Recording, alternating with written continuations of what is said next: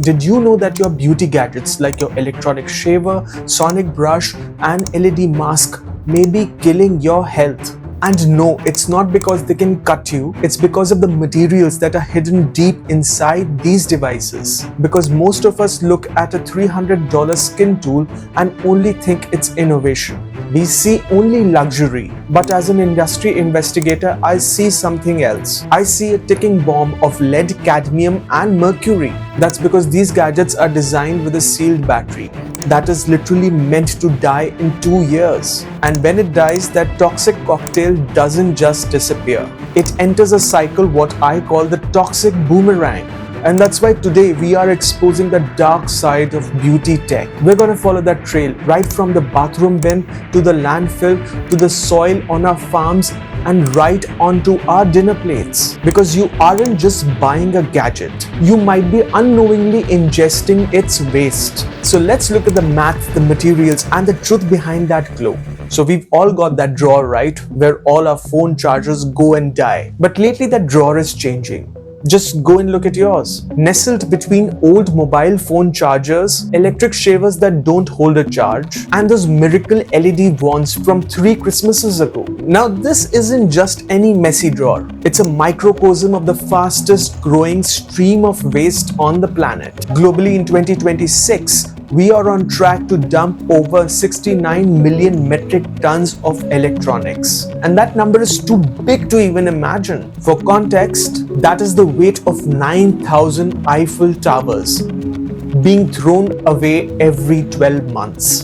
But here is why this is a beauty industry crisis. While we are obsessing whether our plastic bottles are recyclable, beauty tech has been flying under the radar. Because these gadgets are small and pretty, we treat them like invisible waste. We toss a dead shaver in a bin like it's a used mascara tube. But it isn't.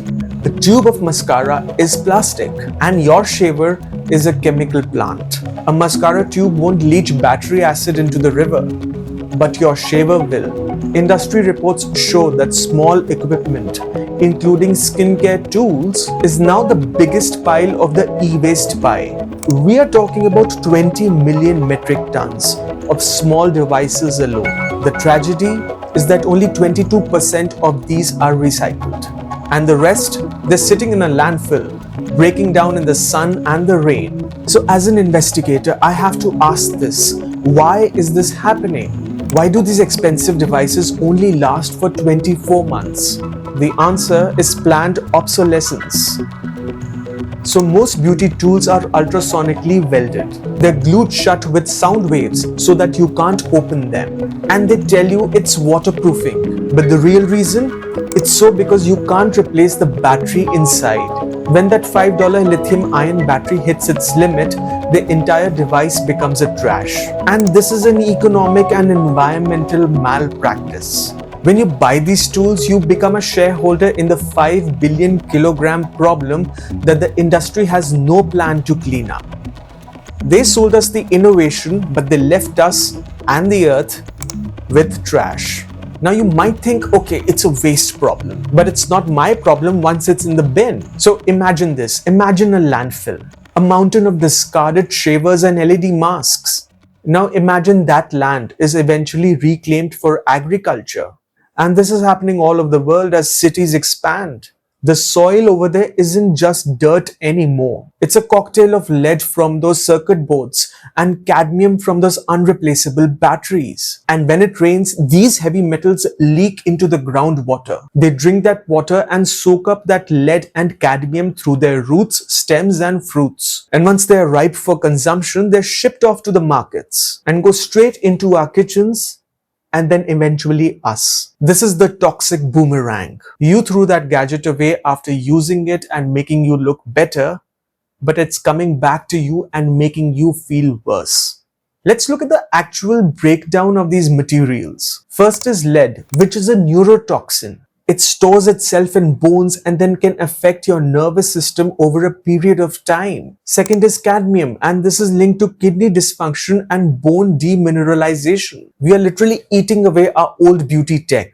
Research in 2026 shows that heavy metal contamination in food chains is now a primary pathway for these toxins. We obsess over clean face creams, while our tools are poisoning the soil our food grows in. So how do we actually protect ourselves? How do we stop this toxic boomerang from starting in our own bathrooms? As an investigator, I don't just look at a product, what it does for your skin.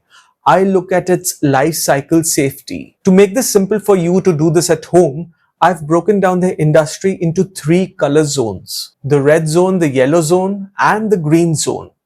Now, these aren't based on price, they are based on repairability, material safety, and longevity. Now, I wanted to show you a red zone product today, one of those trending glued shut facial brushes. But as I searched my house, I realized I don't own one. And after today, I hope you won't either. Now, this is my yellow zone, my 20-year-old Philips shaver. Why has it survived for 2 decades while modern gadgets die in 2 years? Look closely at this screw. This was built in an era of durable tech. It's in the yellow zone because it still uses electronics, but it was designed to be opened and maintained. The tragedy is that red zone products taking over the market today have removed these screws entirely. They've replaced longevity with glue. And here is my green zone. This is the ultimate goal. Whether it's a stainless steel safety razor or even a simple chilled metal spoon. This is infinite tech. No battery, no circuit boards, no toxic boomerang. It provides the same results, depuffing and grooming, but with zero risk to the food chain. It's made of single material that can be recycled forever. Now the industry wants us to move from the yellow to the red, but the real innovation is moving toward the green. So companies are finally being forced to change because of new laws like the eco-design regulation. But they won't change faster unless we stop buying those disposable luxury products. We've spent decades analyzing ingredients, but in 2026, clean beauty has to mean more than a formula. And a product isn't clean if it's poisoning our food chain. The toxic boomerang only stops when we stop throwing the first punch. It starts with one less disposable gadget and one more tool built to last. Tell me in the comments how many dead gadgets are there in your junk drawer. Let's start a public tech breakdown. If you found this expose helpful, then do hit the like button and subscribe to Write About the Earth, because we are uncovering the industry to make sure things are right for your skin and for the planet. Stay skeptical, stay informed, and do remember, true beauty doesn't have an expiration date. I'm Arjun Phillips and this is Write About the Earth, and I'll see you in the next investigation.